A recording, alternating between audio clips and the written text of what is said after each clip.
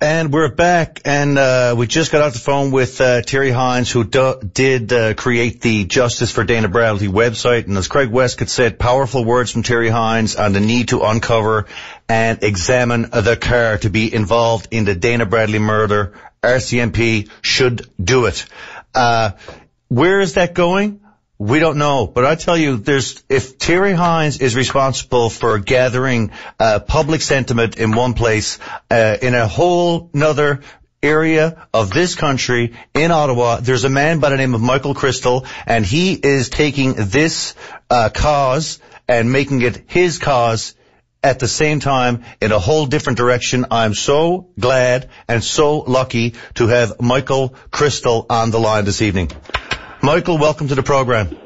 Oh, thank you very much. I have to say, listening to Terry Hines, I was very moved, and I can't reiterate, the things that he said. He spoke in such a compelling fashion, and he is so right. Much of what I have to say is just a shadow of what he just said, quite frankly. Michael, you spent some time in Newfoundland, didn't you?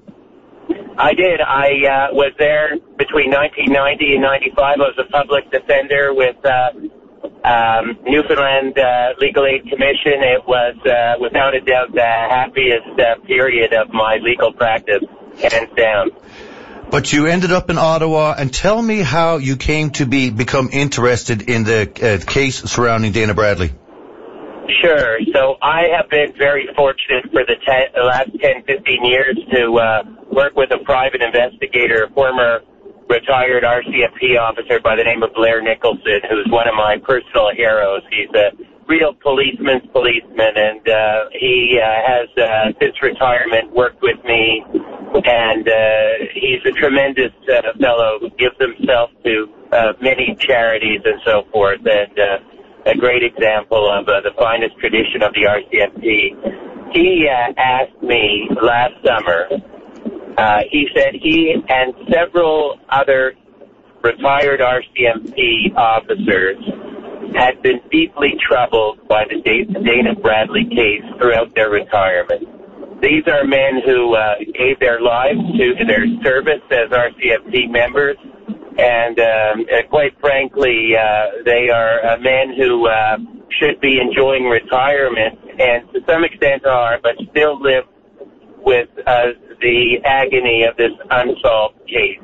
And he said to me, Michael, we are trying to have this car dug up. We believe there's a good reason for it. And I sat around the table with about 150 years of retired police expertise around the kitchen table, and I listened to the story of these officers, and I said, I'm in.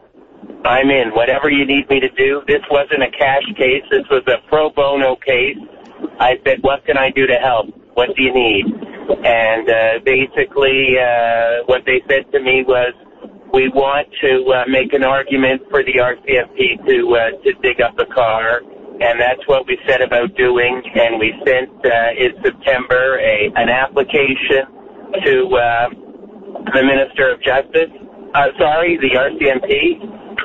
We sent an application to the RCMP, basically with a forensic report saying the trace evidence would still be in existence. The ownership of the car could be traced to my client. The property is owned by my client. There's an excavation company willing to work for free to help.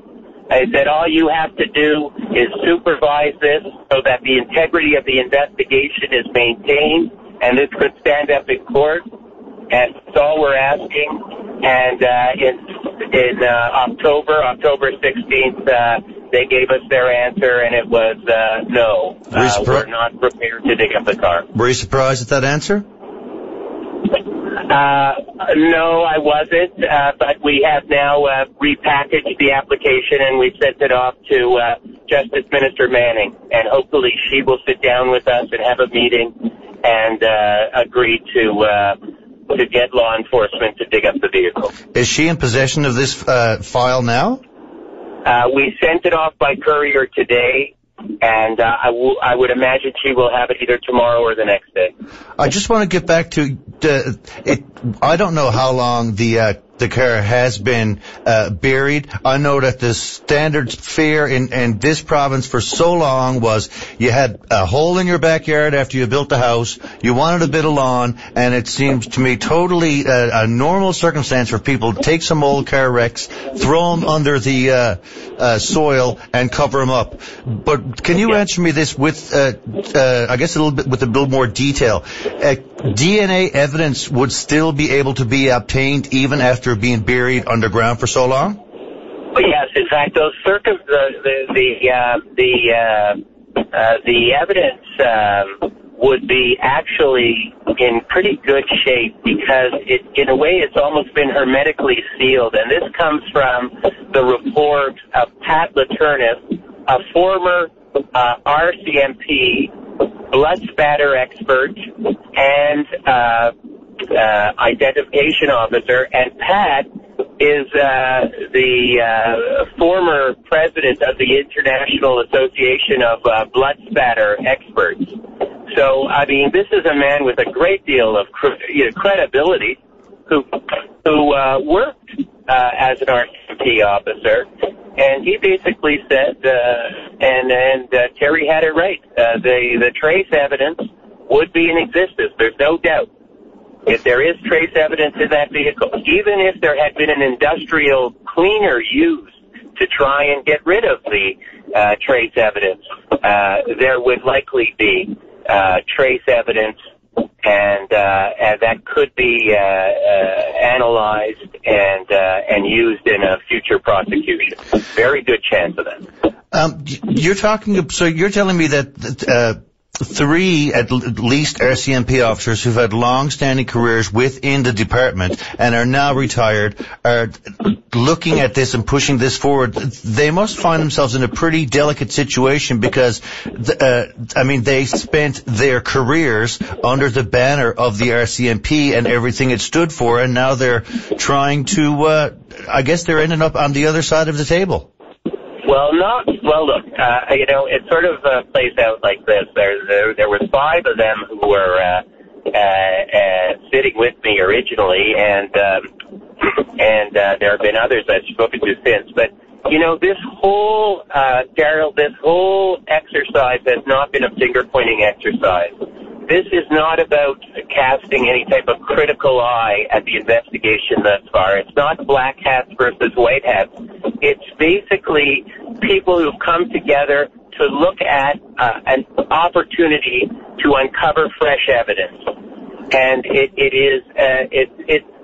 basically about looking at the positive. Here is something we may have overlooked. Here is an opportunity. It's not the time to say, oh, you missed something, you didn't do a good investigation. So they're very proud of their service with the RCMP, and they're very proud of the RCMP. They really are. It's very much a defining feature of their character, but they are policemen, and they live. These are, these gentlemen. When I was sitting with them, I must say, what was incredible was the fact that that we were sitting around the table, and they still have nightmares about the Dana Bradley case over 30 years later. So this package that is sent to Minister Manning, and I guess this will be in her hands in the next day or so, what are you hoping to be the outcome from this, and what are some of the options that you see that you and your clients, for lack of a better term, doing in the foreseeable future?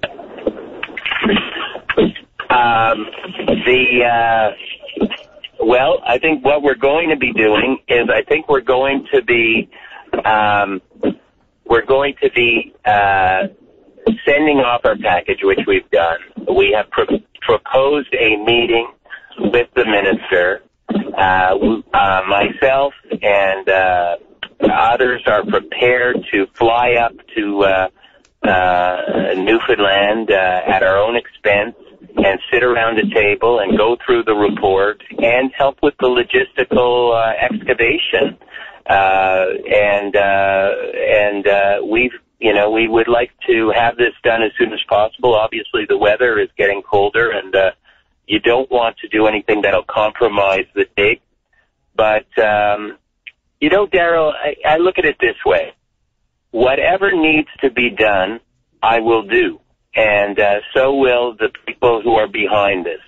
Because as Terry so eloquently expressed it, we are all there for the same reason, to maybe find the truth, and to bring some small comfort to the family, and to help in any way we can to bring some conclusion to this, to some closure. Terry, just look, or Michael, just looking back over the case and just in the last few days, and I caught a quote from then Mr. Lavers, who said there were some 250 potential people who may have been involved in it. I can imagine the amount of data to sift through is just totally overwhelming. So I really understand where the RCMP are. I understand that the fallout of the Somerton case, when he is something else that may want the RCMP, they want to proceed with caution and be sure of what they're doing before they do it. But can you comment, I wonder, on why you think that this is really stuck at sort of a stalemate right now? Well, I really don't want to speculate, but I can tell you it doesn't matter if you're on the prosecution side of the table or the defense side of the table. Individuals who spend their lives in the justice system, and I mean it when I say this, that in the post-Lemaire inquiry years, Newfoundland has a marvelous justice system with remarkable jurists and very hardworking Crown attorneys and lawyers, and it's something to be proud of. But the reality of our practice is this. We bring a lot of passion to our cases, and we become married to ideas and theories of our cases. And sometimes, especially after the passage of time and with the weight of public interest on our shoulders, it sometimes becomes very difficult to keep an open mind and to reevaluate in an uncritical fashion new developments. And that may be the reason here, it may not be. But as I say, I have nothing but respect for the investigators who have devoted their lives to this case. And all I am trying to do, with the assistance of officers who have been involved in this case all along, is to offer a potential opportunity. And that is all we're trying to do. And we feel it is valid. We've tried to support it as best we can with materials. And we are simply asking that the Department of Justice explore this matter further and dig up the vehicle. Failing that, we will consider and likely approach the Supreme Court of Newfoundland for an application compelling the government to have law enforcement dig up the vehicle. Hopefully we don't have to do that. Yeah, but you're prepared to take this to court if need be. And there has been mention of someone who's offered a backhoe, but we need to, in order to do it, but we need a police presence to do this and do this properly. It's the only way it needs to be done. Michael, I see a lawyer who's passionately involved. I see Mr. Lavers, Mr. Nicholson. I see Terry. I see Robert. I really hope that it's the public outcry that really needs to push this forward. And as I said earlier tonight, my heart does and always goes out to the Bradley family. But just before I let you go, I'm thinking about Robert himself, who has had the guts and the courage to do what he did once his memories did return after a tremendously traumatic experience and experiences that he suffered and endured as a young child. And my heart goes out to him as well. But where does that leave the justice system and the other Roberts out there who are thinking about coming forward with information and fear that they themselves may not be believed? Well, I can't really answer that question, but let me return to what Terry said. There are certain things that Robert has said that are not facts, that are, his memories, his recollections, which have come under fire. But many of the things he said are facts, and they are confirmed. And to my mind, that's what makes Robert's information so valuable. Mm-hmm. And quite frankly, when you boil it all down, we're talking about an evidentiary opportunity, a break, a lead, and I think that we should welcome that lead because there is support for it. There is a factual basis for it. There is an opportunity now to find that vehicle. We know where it is. We know who owns it. We know who owns the property it's on. No need for a search warrant. There's no need for anything, but there is a need for police supervision, for forensic professionals to excavate it in a proper way, because this has to be done in such a way that there is a continuity of evidence that would allow such evidence into the courtroom doors and to be used in a prosecution should that evidence lead toward a suspect. I see you and your team who truly believe in this. I believe that the RCMP and the present regime as it exists here are doing their best. I see a new minister in place who wants to make her own mark on this. I see Robert, who has bravely come out. I see Terry, who has bravely taken on something that has just because he wants to. I've asked this question to Terry. Are you hopeful that something might move forward and after 30-plus years we might get some answers? I am completely convinced that people will do the right thing in this matter because of the assembled individuals that are pushing for this.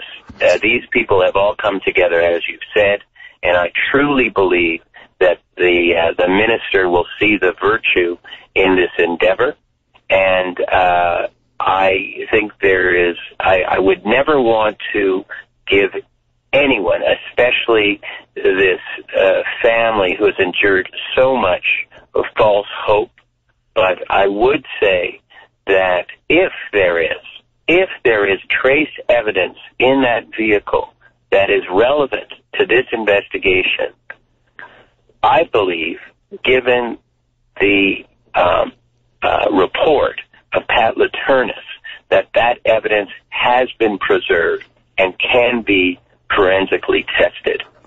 So there is where I pitch my tent. I feel that if it's there, I believe it is still available for forensic testing. Michael, save a place for me in that tent, will you? It's been such a pleasure talking to you, and just to hear your passion for this. It's something that's been close to me for so long, and I really feel buoyed by the happenings in the last few days. I hope to be in touch with you again in the future about this. Good luck with this, with everything.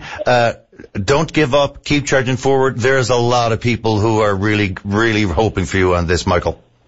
Well, thank you, Mr. Power, and I wish you all the best, too. Take care. Bye-bye.